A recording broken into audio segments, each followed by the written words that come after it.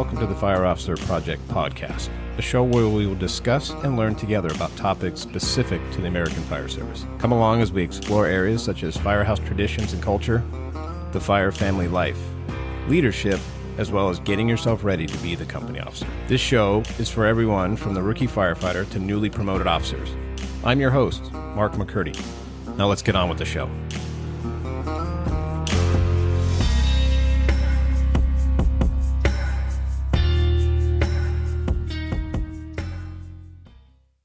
All right, welcome back to the Fire Officer Project. It's been a minute, a long minute, like 3 months.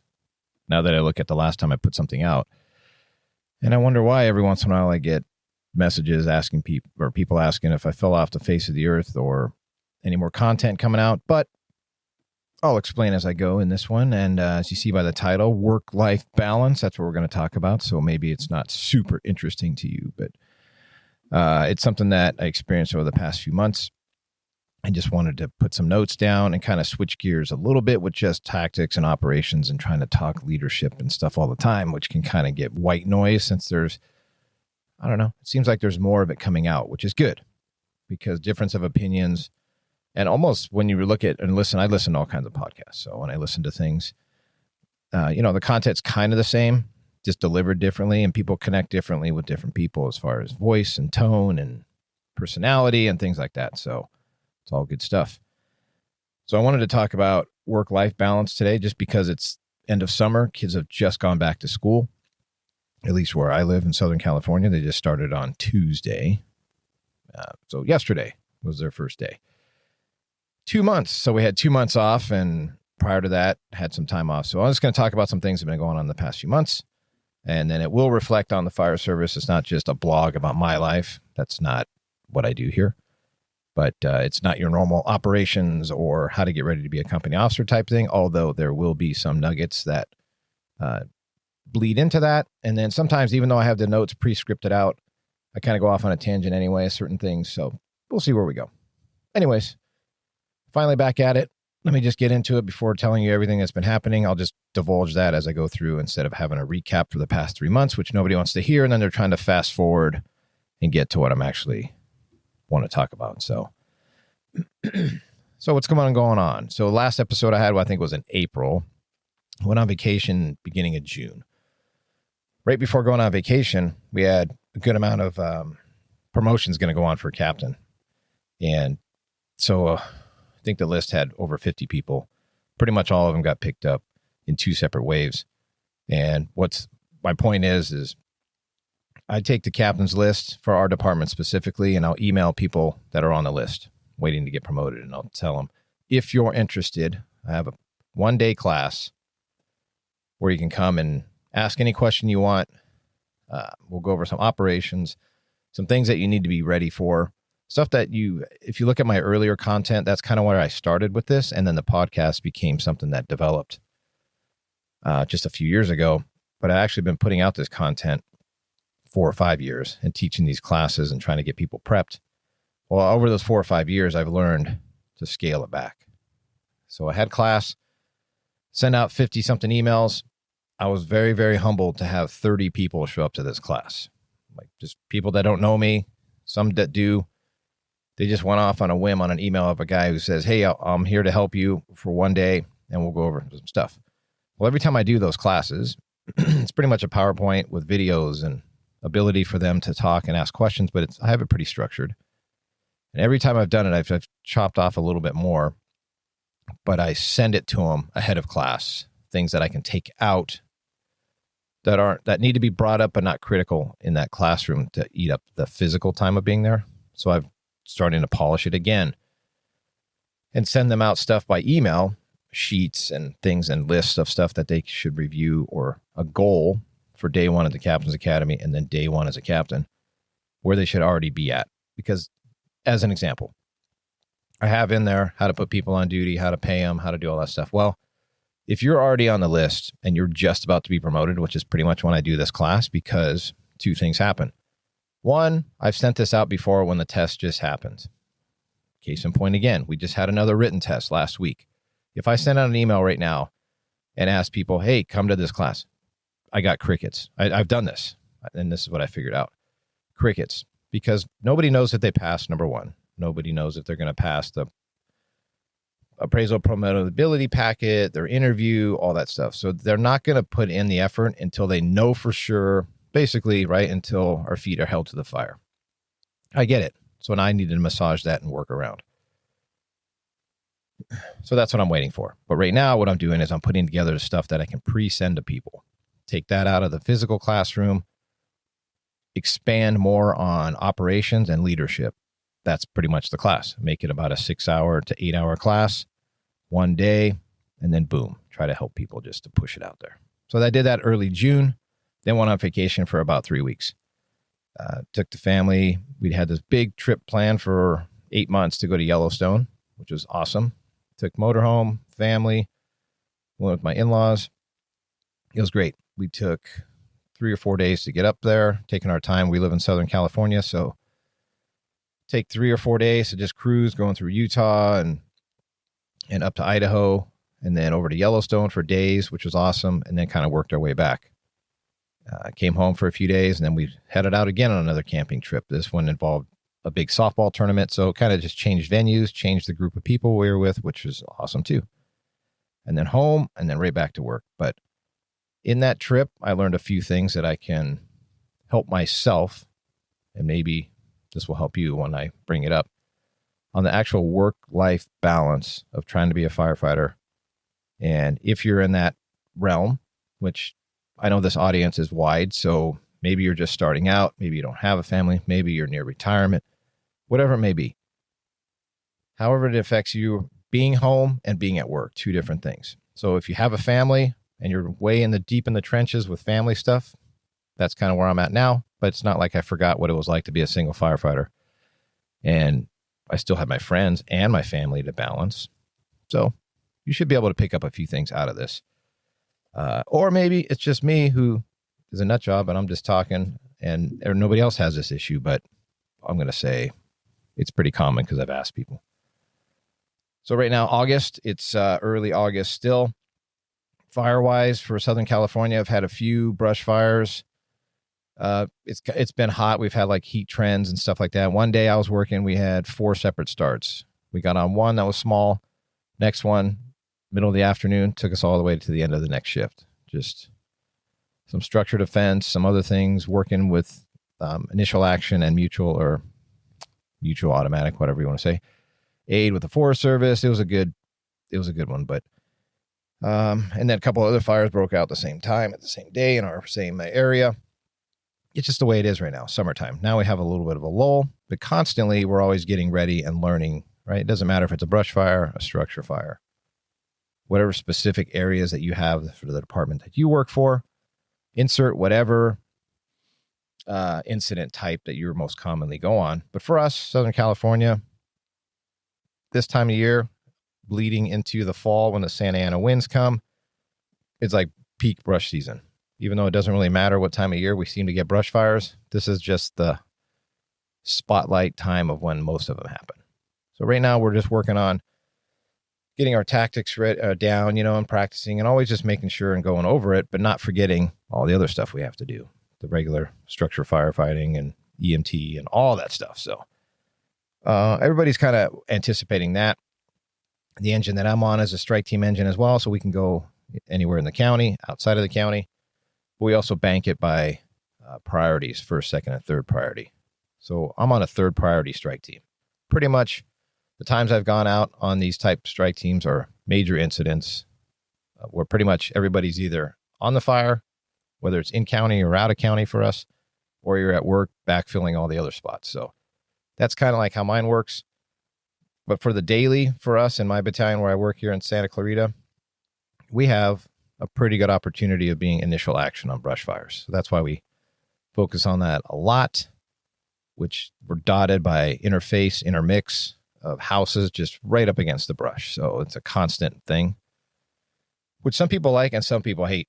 But if you work for LA County, chances are you're going to be on a brush fire somewhere. It's very hard to work in an area and avoid them, although some people have, just because it's not their forte.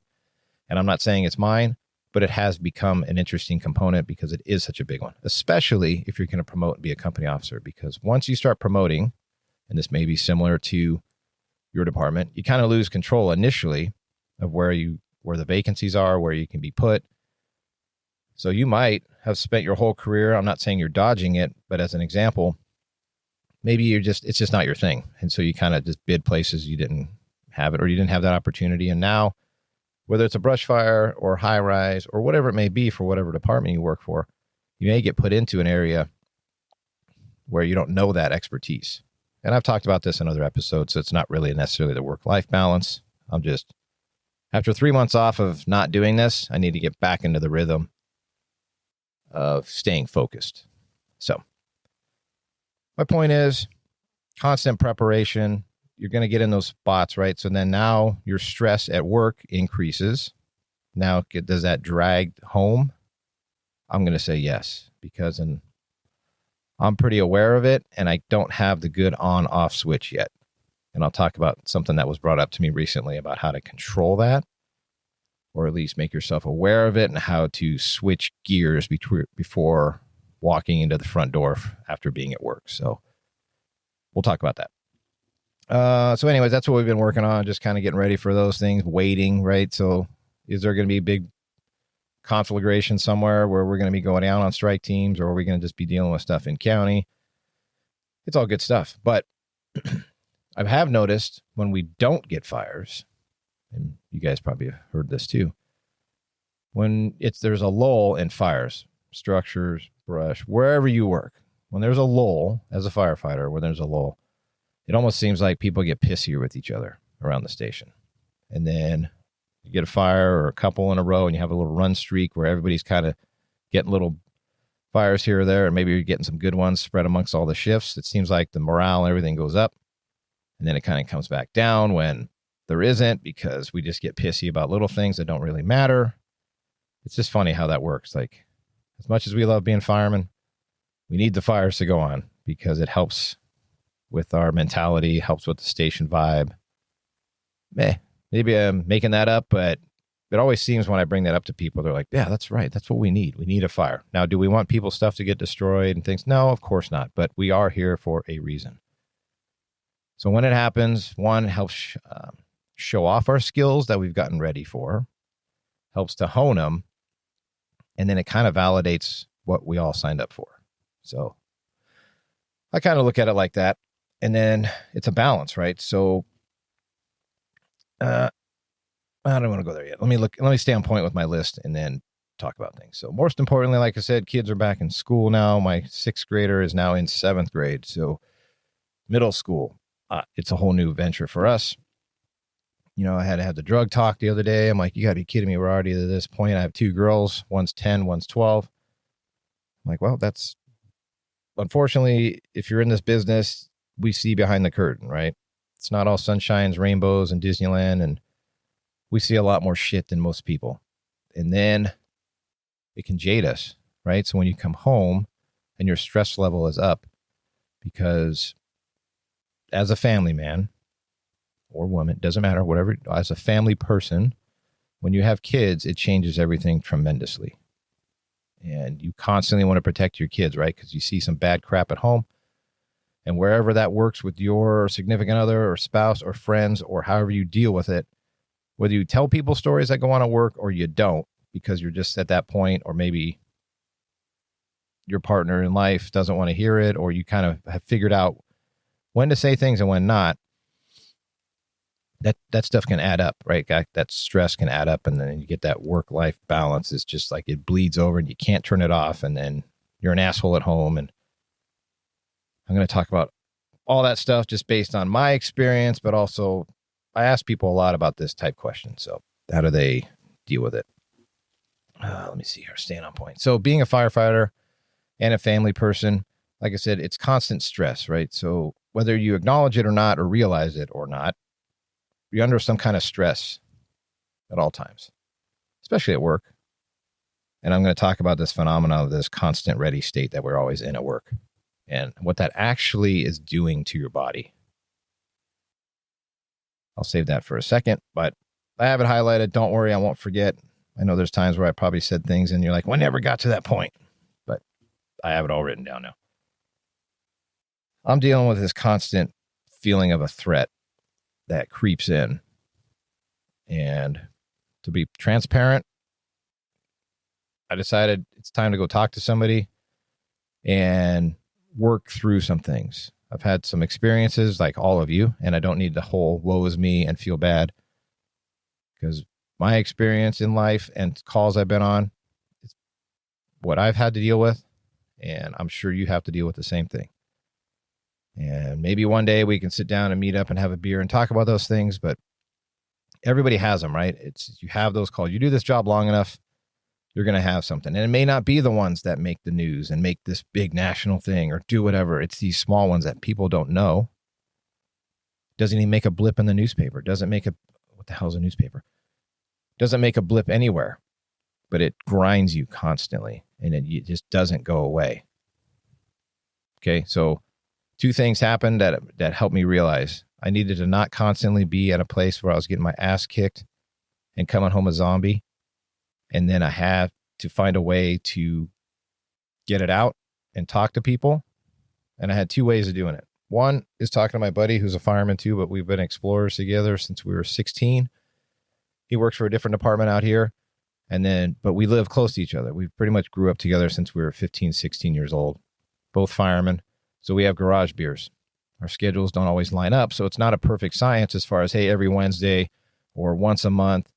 It just depends on what's going on. But I have garage beers to basically vent and let all the shit out. I need to, but that doesn't always happen, so it's not reliable. Can you do that with your significant other or spouse? Yeah, maybe. But then you're dumping your crap on them too.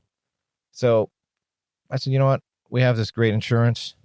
I'm going to talk to a therapist and see what I can do to make myself better. Because the last thing I want is, you never know, right? Like, I just turned 48, hyper vigilant now, which I always was, about my surroundings and everything, but about just not waking up one day. And you never know when the last day is. I try to live every day, right? Everybody tries to say that. Live like this is your last day. Well, that sounds great, but you do have other shit you have to do. And then you can't always make that work. But if you were to leave today based on some tragic event, or you just didn't wake up tomorrow, did you do what you wanted to do? I don't know. I don't think we'll ever accomplish that, right? You're going to be on your deathbed and you're going to try to accomplish everything you wanted to do. Hell no.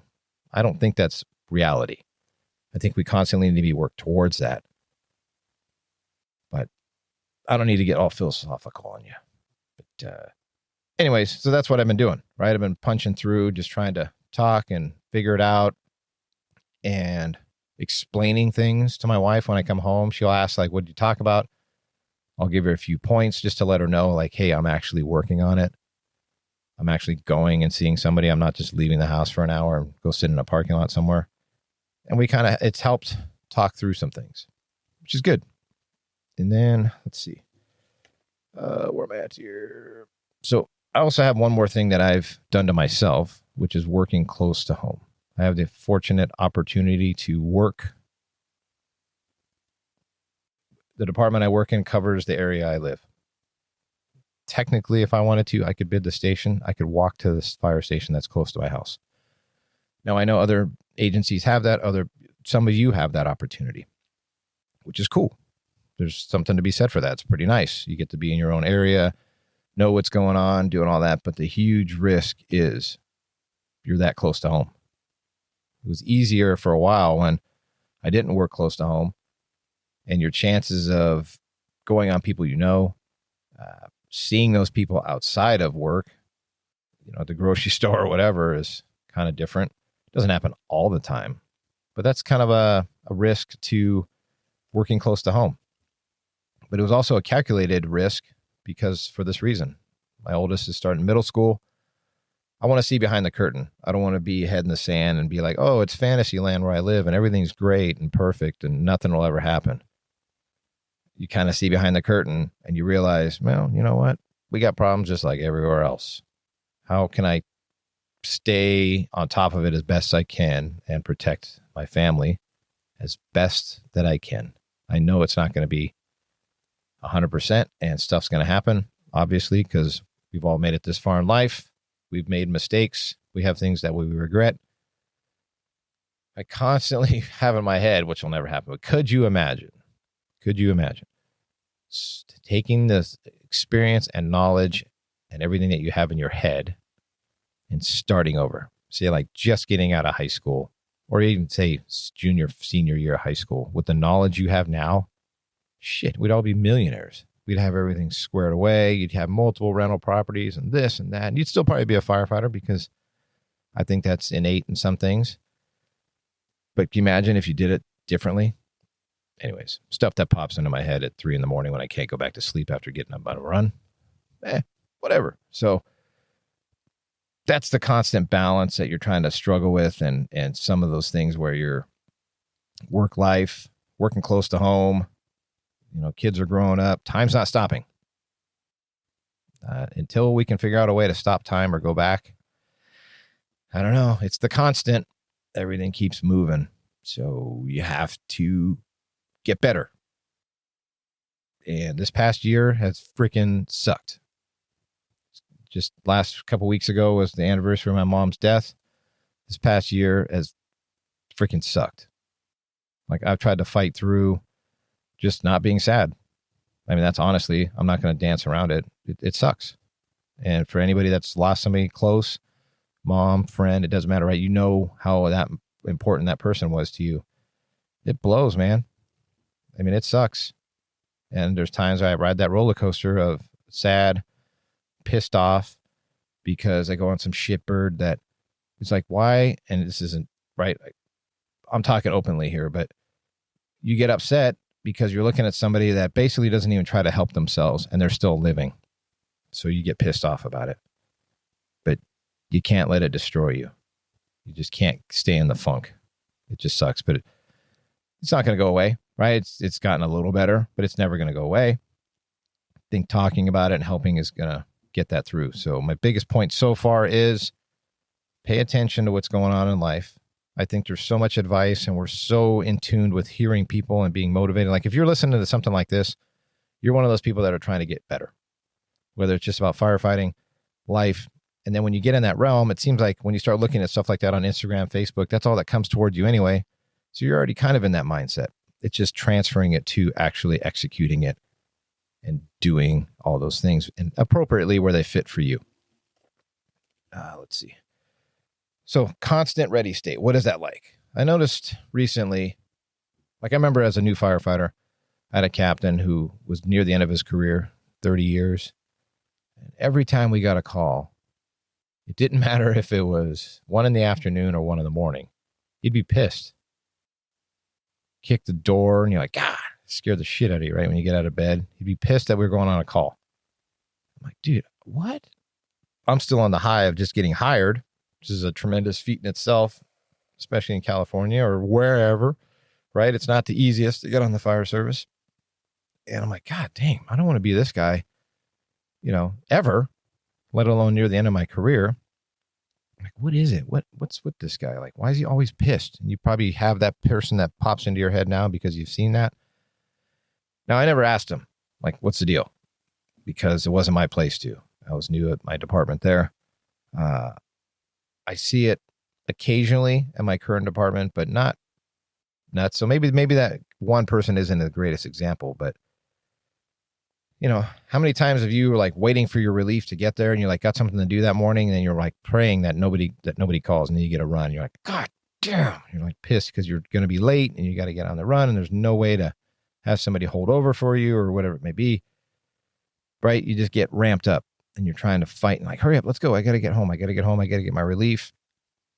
Now, if you're burning that candle at both ends all the time, then that's going to be tough because you're going to end up losing more significantly. But for the most part, I think our morning's kind of controlled and then we get out of there and we move on. But as far as being at work and being under this constant state of readiness, I started realizing that I feel like as soon as you walk in the door, if you work at a busy house, you've had this experience. You can't even walk in the door, put your bag down, get a cup of coffee, and boom, you get a run. It's the quick shuffle of everybody, one person getting their gear off, you jumping on, and then It's like your foot's on the gas the whole time. You may not come back till lunchtime. And you're like, God, I still have my street clothes on, my shorts. I got my turnout pants on over my jacket, whatever it is. However it works for your department. That happens, right? You have those days. But then on other days, even when I have slower days, you almost get into where you're just waiting for the bell to go off. And there's it feels like a small constant, it's not anxiety, but maybe just stress because you're just waiting and waiting and waiting for a run. Then, of course, it never comes at the opportune time. You have a slow day. You're getting all your stuff done that you need to be doing.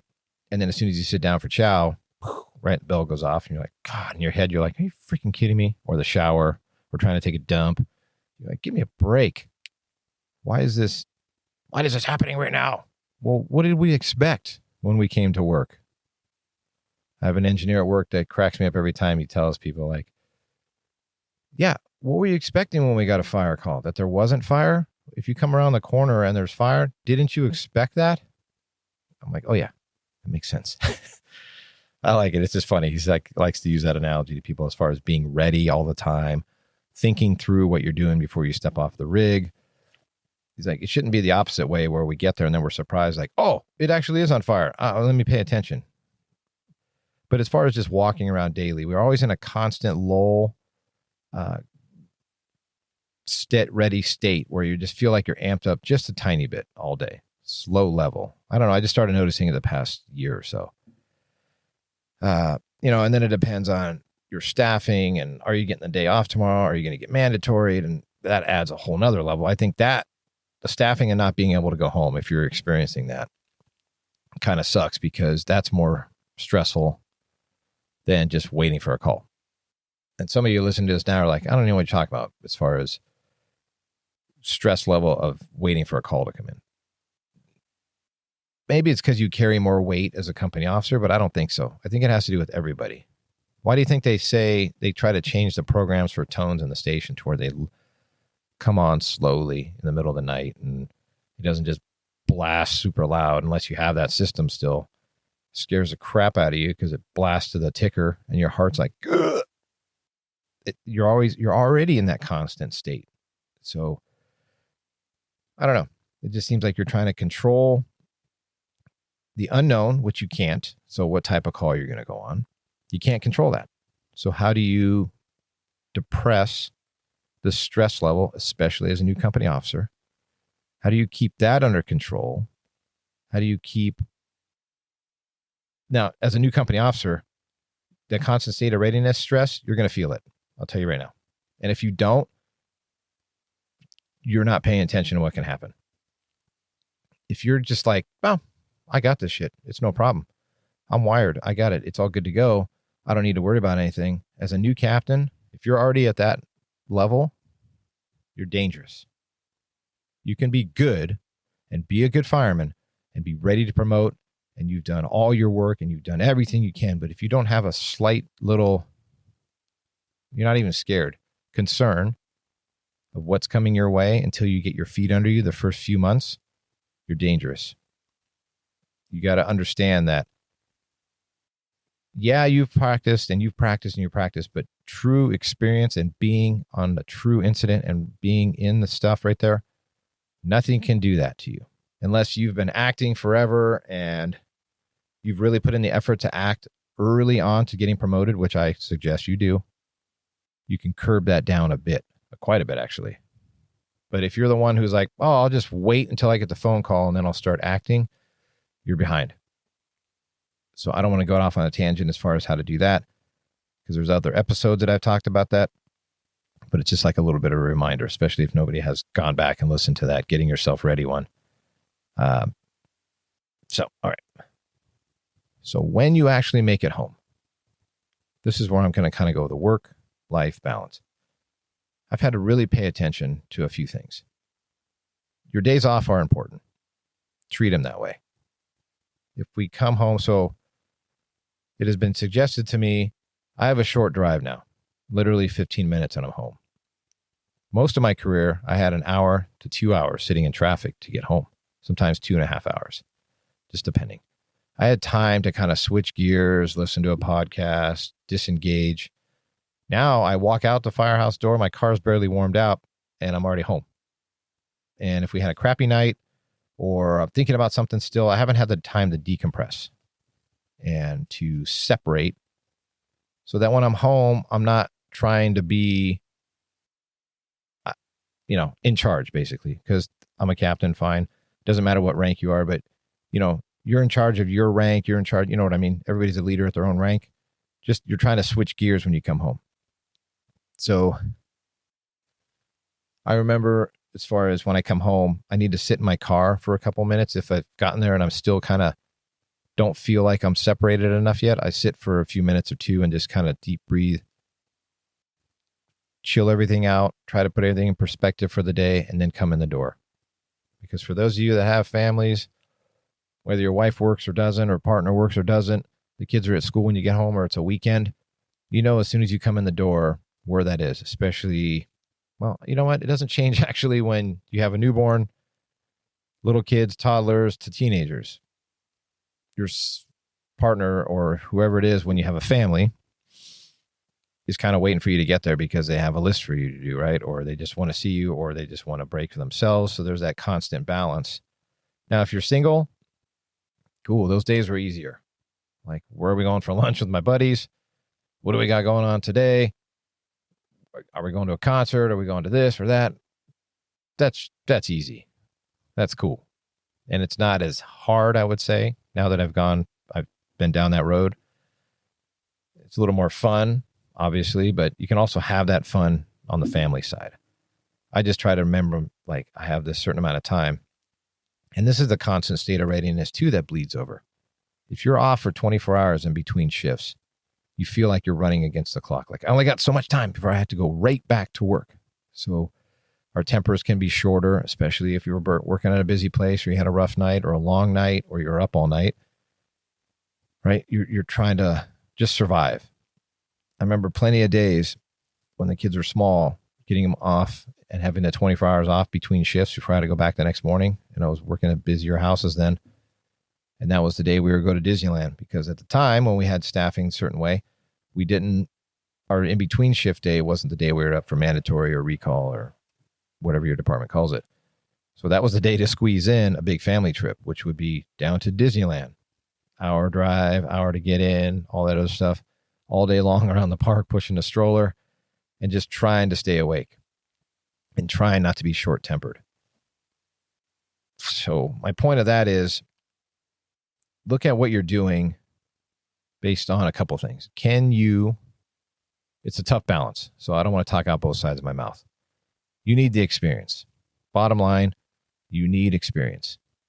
Whether you're staying a career firefighter, promoting to driver, engineer, captain, chief, fire chief, whatever it is, you have to have the experience. So I'm not going to tell you, like, bid to a slow spot and just cruise your whole life because you need to keep everybody happy at home. You basically need to suck it up and figure out, what can I push myself to? You have to know your limitations, and you have to understand when you can push yourself and when it's time to disengage a bit and change gears and where that fits in. That's an individual thing. I can't tell you what to do right here to where it's universal for everyone. That we could talk about personally. And I'll give you all my information at the end if you don't already know it. And I have no problem just kind of helping or talking through things, or, you know what, just listening. I've actually fielded a few phone calls from people who just wanted to talk about something at their work. I give a couple little ideas, and that's all they needed, was just somebody to talk to outside of their circle. Somebody completely generic, and, they don't know me. I fielded calls from one end of the United States to the other and just talk to people. And sometimes it's just a vent session for them. And then I follow up with a text or a phone call later, and, we're just there for each other type atmosphere. So back to the days off time. Right now, I'm in the mode more of the kids are in school. My wife and I have been together for a long time. She's been through the times where I come home like a zombie. It's even been brought up again to where sometimes I get the itch of wanting to go back to a busy house. And she's like, well, do whatever you want to do. She doesn't have to tell me, like, just keep your shit together. She doesn't have to tell me that because we've been together long enough. I already know. If she's giving me the green light on her end to say, it's okay. Not that I need her permission, but obviously we want to, as a partnership, I'm not one-sided, like, this is what I'm doing because that's what I want to do. Okay. But there has been times, like where I'm at now, medium busy place. There's days where it's slow. There's days where it's busy. And there's definitely times where I'm like, I need to go back to just being nuts and with my hair on fire running around. But then something happens and I'm like, okay, I think I'm where I need to be. I can't tell you what to do with that. What I can tell you is you need the experience. You have to, if you want to be a good company officer, you want to be good at your craft. You can't watch videos all day and pull hose and put out parking lots. And you can have these elaborate drills. That's cool. That's way better than just putting out parking lot things or watching something on TV on Target Solutions or whatever online training that the departments keep jamming down your throat and thinking you're actually learning something. You're getting the knowledge through the computer, but you're not getting the craft or the skill until you actually physically go out and do it. Whole nother thing, right? I'm not going to get in there, but you got to find that balance. But know when you're home, like I know, okay, I'm going home today. My wife's at work today, tomorrow. It sucks. There's times where our schedules are like 2 shifts passing in the night, especially with sports and everything else. But when it does line up, there's zero negotiation with you're home, I'm home. We haven't seen each other or talked about things as best as we can. Sushi lunch. That's our thing. Insert whatever you do with your wife or significant other, or girlfriend, boyfriend, whatever. Whatever your thing is, make it a priority. And when I'm there, I really try not to talk about work at all. I just listen to what's going on. We try to plan out our week. Stay in the moment. That has been huge for me to try to understand. And it is very tough to do because we feel like we're constantly running against the clock. And I'm always thinking about the next thing. It has taken me a very long time to learn to stay in the moment. It's a constant struggle. Some of you may be nodding your head right now going, yeah, I know what you mean. You're listening, but you're thinking about something else. You're trying to jam things in the one day that you have off. Here's a perfect example. How many times have you had your 24 hours off and say the sprinkler in the front yard is broken and it's been shooting up in the air for 2 days, 3 days because you're at work and stuff always happens when you're at work? What's the reality of how that's going to go down? Well, if you're like me, plumbing and Home Depot suck. It's a simple shit. This is this PVC pipe and a couple things, but how come it always is? Plumbing stuff for me, I have to take 2 trips to Home Depot. It's ridiculous. Now that I'm this far in life, I'm like, okay. I sit there and take even longer time in the aisleway trying to make sure I have everything and I still screw it up. It's reality. But how do I do that? Because how tough is it to try to do said project, but also go that morning and pick up everything you need, then try to get the project done, and then it doesn't pan out. So can you adjust? I finally learned, okay, do I have to get up earlier? Home Depot and Lowe's, they open at 6 o'clock. Great. I'm there at 6 o'clock. The day before I go home, the day before I'm going at 6 o'clock in the morning on my way to work, because I have that luxury. Yeah, I know not all of you do, but I could fix it the other way. If there was a Home Depot or a Lowe's close to my station, even if I was an hour or 2 hours away, guess what I did? Got up early, got down there at 6 or 6:15 and shopped down there. Now, some of you are like, I don't know if certain areas I work in, I don't know if I do that. Well, usually at that time in the morning, there's not too many knuckleheads out, but you never know. Nowadays, a little different. But anyways, it's kind of adjusting and getting all your stuff to help you to stay in the moment, but to also decrease your stress level of trying to fit it all in the 24 hours you're off. If you can do a little bit ahead of time, cool. Now, if you're anticipating that you can get that done on duty, and if you're the company officer, I don't know that it's good practice to go, hey, we need to go to Home Depot or Lowe's because I have a project I need to do tomorrow at home. Maybe, but I don't know. I try to avoid that because I don't want that to always be the norm at work with my crew as far as expectations, right? You're going to see me say things constantly about what's accepted and what behavior you allow. Now, if a person asks you to do that a couple times a year, maybe on your crew, hell yeah, you're going to bend over backwards and you're going to make that work at some point. You got other stuff that need to be done. Okay, we're going to get to you thing that you need, your personal thing done. No problem. We just got to do A, B, C, and then we're going to take care of your stuff. I don't care if it's 8 o'clock at night. You're still going to take your person to Home Depot or whatever it is, just because the day got away from you. But if you can control your little your little environment, That's one thing, right? And you're probably going, no kidding. I don't need to hear this from you. But sometimes, I'm just trying to tell you some things that have worked for me, that have helped me to decrease my stress level at home so that when I'm home, I'm engaged and not just constantly ramped up or in the red, and then things don't go right. So what did I learn over my camping trip? If you've been on camping trips where you have 3 days off because of work and you're just like racing constantly, because camping's our thing, insert whatever it is that you do, you just feel like you're constantly on the clock, right? And nothing can go wrong because you only have a certain amount of time with your family. So when something breaks, you just get more into the red and more into the red. It sucks. I've had those trips, right? It's just terrible because you're always feeling like you're trying to make it work and try to enjoy the time. And then guess what? Right back to work. So you're constantly in the red, even on those days off when you shouldn't be. So what did I do? I moved slower. Like literally, instead of just grabbing all the stuff out of the compartments and slamming down the chairs and setting up the barbecue and blah, blah, blah, blah, blah. I did all that, but I cruised a little more, about half speed. Just walking so I can take the chairs out, set them down, set everything up nice, chill. I know it sounds easy to do and it's not always that luxury, but actually just doing that helped my day stay on point where I wasn't just feeling like I'm rushing around. And then pissed because the kids knock over their bike or do something that you react to that you're like, what the hell am I reacting to that for? You kind of just helps you to slow down, right? Listening to the most recent episode of the Fire You Carry podcast, which is 2 guys from my job that do that. It's great. Go listen to Kevin and Noel. I'll link to their stuff in my episode, but they were talking about being on all the time at work. Like, you ever watch The New Firefighter, or maybe you're that way, you just hauling ass as soon as the tones come on, throw your stuff on, throw your turnouts on, you're like ramped up the whole time. And then you watch the senior salt who isn't dragging their ass to ramp the call, but they're just kind of smooth and steady. And then they still beat you, or they still get on the rig and just chill the whole time. That's pretty big.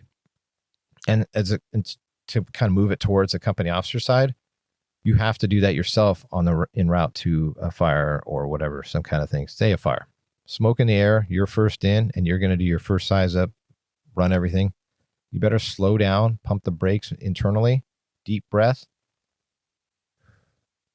Think about what's going to happen. Granted, it only takes a few seconds, but you need to let off the throttle for a second, get yourself chilled out, and just do what you've trained yourself to do.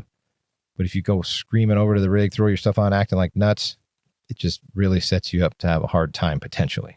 It just makes it a lot easier when you can just kind of pump the brakes for a second and then kick it out. Let's see. Where am I at here? Oh, so another thing that helps me. Spending 5 minutes the night before to write out a list. I have my list for today. I wrote it out the night before, or I'll get up early, an hour before my relief gets there at work, to read a little and to write out my list for the day. And it is ultra simple. I don't care if it's literally take package to post office, water the plants in the backyard. I have to write everything down, and it becomes my task list. Now, if you write 10 things down and expect to get all 10 done, you're setting yourself up. But if I write 5 or 6, some of those are pretty easy, but I still write them down. I have to do that. Helps me to stay organized, helps me to feel like I've accomplished something, and literally checking it off or drawing a line through it when you've done that is just one of those little small reward things. Like, it's just one of those, like, okay, I got that done. I got that done. Same thing translates to work. We do our lineup sheet in the morning, talk to the crew, right? We've had lineup in the morning. I've talked about the kitchen table in a previous episode. There's a list. I don't care how simple it is of a task. I write it down that we need to accomplish today. It could be just clicking a box on an electronic form that just needs an e-signature from every member. I write it down. And then as it gets done, I cross out that line. Because if I don't get it done, I write it on my list for the next shift to make sure it gets done. So it helps translate and bleed over to the next day at home, spending the 5 minutes the night before to write things down, or to do it that morning before I leave. Because if you go home aimlessly, I know we've all had maybe these days where you go home aimlessly and you're like, oh, I got to do this, this, and this. And then I forget to write it down. I forget the 2 of the things I was supposed to do. Then the next day I just get frustrated because I'm back to work and I was like, damn it, I didn't get that done. And next thing I know, it's a week later and things aren't getting done right. Now, it sounds perfect, right? It sounds like I'm so bitching that I can do all this. I screw it up constantly. But that's at least the framework I try to do. Is it perfect? No. Are there other ways to do it? You bet. And I would be interested to hear from you how you do things. And I'll give you all that information at the end, and we can figure out a way to connect and get these ideas passed on to each other and get it out to the masses here. Let's see. Another thing that's helped me. My wife just this morning, when I talked to her on her way to work. 2 ships passing in the night on a Wednesday. I got to drop one kid off now that they're going to separate schools. She's going to work. She's dropping the other one off. Just worked out today, but we talked on the phone. She tells me, "Oh, have you heard Maui, the island of Maui in Hawaii, is burning?" I'm like, "No." I turned off all alerts on my phone. Now I'm trying this out. I don't know if this is good or bad. I've turned off the news alerts, Twitter alerts, news, Fox News, whatever the hell, Apple News, whatever that is on my phone. I turned it off. 1, it's a distractor, and 2, it just fires me up. Because half the time the stuff's lies. And it's made to fire you up. I don't care what you believe or think. I'm not saying that, because 50% of the time it's going to be something that's against what you think anyway. I kind of turned all that off, which at a point I go, it's kind of a detriment because I wouldn't know that Maui's burning. But I mean, that sucks for those people, yes. But there's disasters all over the world, all day, every day. I don't know everything that's going on unless it's my immediate circle, or I watch the news, local news for a little bit and just kind of get it, because all they do is repeat the same crap all day long anyway. So that it's kind of helped. So my point is to try to take away some of the distractions you might have too as well. And the number one is our phones. Personally, that's what I think. All the Instagram account alerts, Facebook, news, whatever you're into that alerts you, it's just stuff that draws you to your phone. And whatever else things that you might have that's a distractor. But that seems to be the universal across the board one that just takes people's times away. Enough to where both my kids have phones now. Now, whether you think that's a good idea or not, I get it. I fought against it for a while. The 12-year-old, just based on previous experience I've had, which I haven't talked about too much on this episode or podcast in general, I'm okay with it. But cool thing is with her school, yesterday was the first day. They had very strict rules they've talked about for weeks. Phones to be off and in your bag. It's not to be out. You're not to take pictures with your friends. They were hard about it. They had an expectation. 10 people got their phones confiscated yesterday. I'm like, God, thank goodness. And this is a public school here in LA County. Good. They set the expectation and they did it. Stuff I've talked about too, and stuff you already know works and you may be already employing. But that seems to work, right? But that's a distraction to them. It's a disaster sometimes. So that's part of the expectation. I kind of lost track of what I was doing there, but anyways, okay. What other thing did I put on here? Find a hobby. Find something that's going to allow you to de-stress, whether it's mountain biking, working out, hiking, doing a podcast, typing out your life or journaling, whatever it may be. Find some kind of hobby or something that I like. Whether it's reading. I mean, people go, reading's not a hobby. It's a task, whatever. But if it's a thing that works for you because you're ultra busy or it's just something that allows you to escape, cool. Find that and try to make it as regimented or regular as a routine as you can, because that just helps you. It gives you something to look forward to, and it helps to control some of this stress and then increases your work-life balance at home. And the other thing, one of the last things I think I'm going to put on here is be honest and ask for help. You know when you're not in a good place, whether you verbalize it to people or not, and whether people pick up on it or not. And when you're saying little cues and people aren't picking up what you're putting down, sometimes you just have to go, well, that sucked. They're not picking up what I'm saying. I need to go find help. And whether that's professional, whether that's a friend that you just start talking to, whether it's some kook on the other end of a microphone who thinks he's important and puts out some stuff about the fire department, cool. I may not be able to tremendously be able to help you because I don't know all the intricacies of what you have going on. But if that is something that just a text message back and forth or a conversation helps, or at least starts to, I'm down.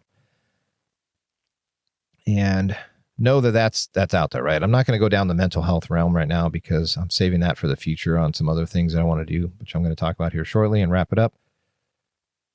But,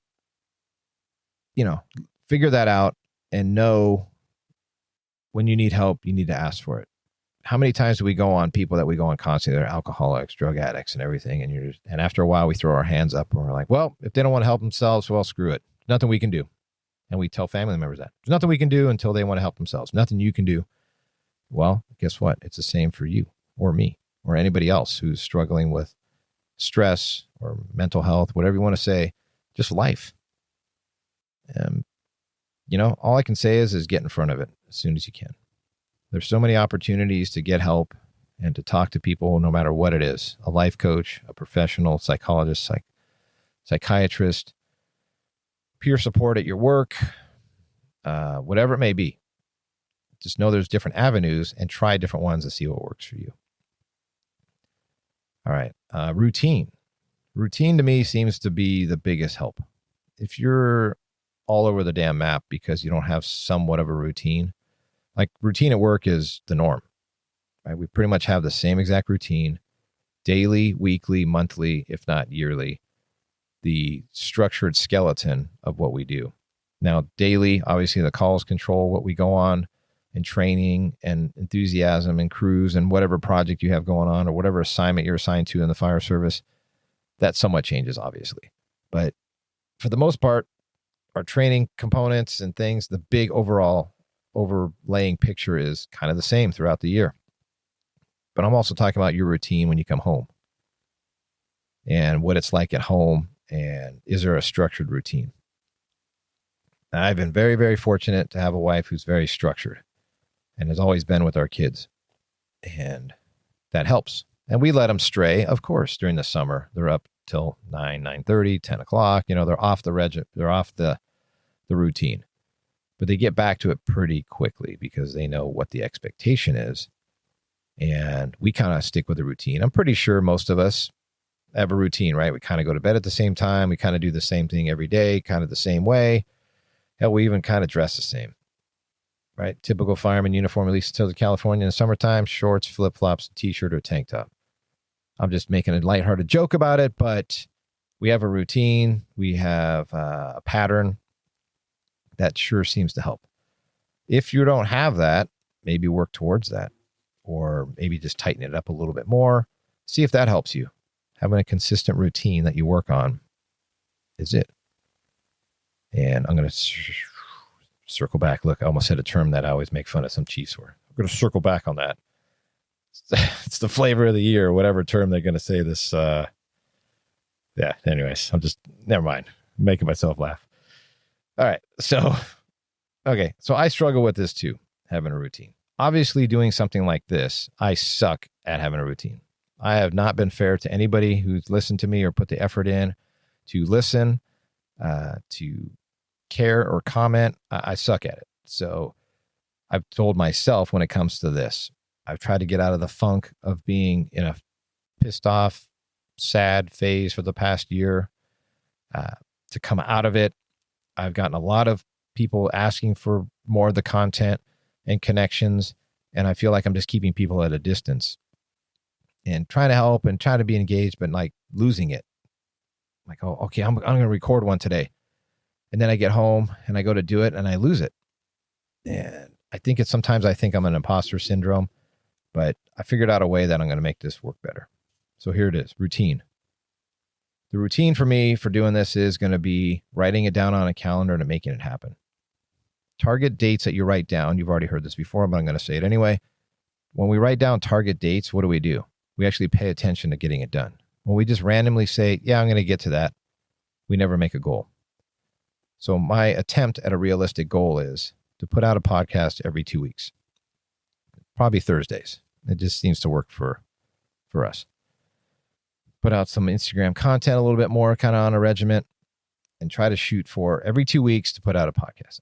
Weekly, I know it just isn't practical for me. But every 2 weeks, that gives me a target to make sure I get it done. So I have this episode, Work Life, 17. I have another episode already written, 18. And so here's my thing. I'm going to start doing the interviews. I kind of held back and used the technology end of it as an excuse and trying to figure it out, but I've been working on it a bunch.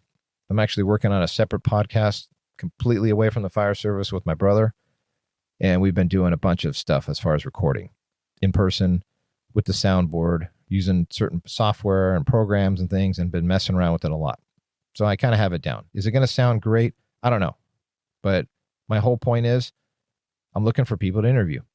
I have a list. I have a list of people that I want to interview, people that have influenced my life, have helped me a ton, all kinds of stuff. Like I have a list of people. And what I'm asking of you is to send me information of people that you think would be interesting to hear, whether that's you or somebody that works at your department, whatever it may be. There's those big, heavy hitters out there in the fire service that eventually I'd like to work myself towards getting them on a show. And I'm not saying any of us are less important than the other, but we know what that means. I'm nobody. Nobody knows me. But we know certain people right in the fire service that work at these departments that you're like, they've never met me. I don't know them, but I follow them and they're important. So names and suggestions, even if you're not even acquaintance with them, just send me and go, what about this person? I listened to them on this podcast. I don't know anything about them, but here's their name. Cool. I'll take that. I'll take anybody that is in your circle. I'll take your name and I'm going to get to it, right? I'm not going to just dismiss people based on, you suck. You work at a one station department. That's not me. I don't do that. But I don't know what's going to happen when I put this out there, how much content I'm going to get back or suggestions, or maybe I just get crickets. So bear with me and I will do my best to communicate with you. But my routine plan is to have something out every 2 weeks. I have this episode, which I'm going to kick out. Then I have 18. If the interview thing hasn't quite taken off to where I'm staying on the regimen of 2 weeks because I still need to get people going, cool. I'll create an episode 19 of something like this. And it's not all going to be interview shows, but I guarantee that's probably more interesting, right? Like I put out this content, but you might as well come to the class that I do, which, not to plug myself, but if we're in this area, if you're in the Southern California area and you have something where you have people that are getting promoted or you as an individual are working to get promoted, let's talk. I have content that I can do and come out and we can basically, I've chunked down my class to operation stuff and leadership and a lot of even though it's called leadership, I would say just getting yourself ready. So getting yourself ready, leadership, operation stuff, which overall is kind of generic when we talk about how we accomplish tasks. But I will put in the effort to go towards how your department does things with the language and terms that you use, and we'll work through that. So I'm always offering that. Right now, I don't charge anybody because I'm still trying to figure it out myself. If you're interested in a class like that, or if you're interested in coming to one of the classes when I do one, because right now we have our captains that are going to just took a written, waiting for results, and then they got to do their stuff in an interview. As soon as the list comes out of who passed the written, I'm going to send out an email. So in the next few weeks, I'm going to probably be looking to find a date to put a class on. So if you're interested and you're in Southern California area, hit me up and I'll let you know when it is, and it's just your time. So anyways, that's kind of been my plan with this. We're coming up on 1 hour right now. It was a way to get back into basically pulling my head out of my ass and getting back into it. I appreciate all the support, all the messages, all the texts to ask how I'm doing, to suggestions and ideas. It's awesome. This community is great. And I think with me being more regimented on the 2 weeks, our little group that we're part of here and multiple other groups that we're all part of, is just going to get better. So as far as how to get a hold of me, I'll link everything in the show notes, but it's pretty much the same. If you listen to other episodes, you can turn it off now if you want, but here's everything. I have an email, which is the Fire Officer Project, all typed out, the Fire Officer Project at gmail.com. Instagram is the same, the Fire Officer Project. That's Instagram. I have it on Facebook too, but I don't mess with that one as much. And then the website, www.thefireofficerproject.com. And everything's on there. So my point is if you want to be on the show, know somebody, whatever, you can hit me up on all 3 of those platforms and hit me up. There is a request to be on the show tab at the very top of the website. You can send me a direct message. You can email me. I see it all. I'll eventually get to it and get back to you. Go from there. And that's all I have. Thank you very much for your time. Hit me up whenever you can. If you find this interesting or see something that I should have expanded on more, send me a message for that as well. All right. Remember, be safe and keep moving forward.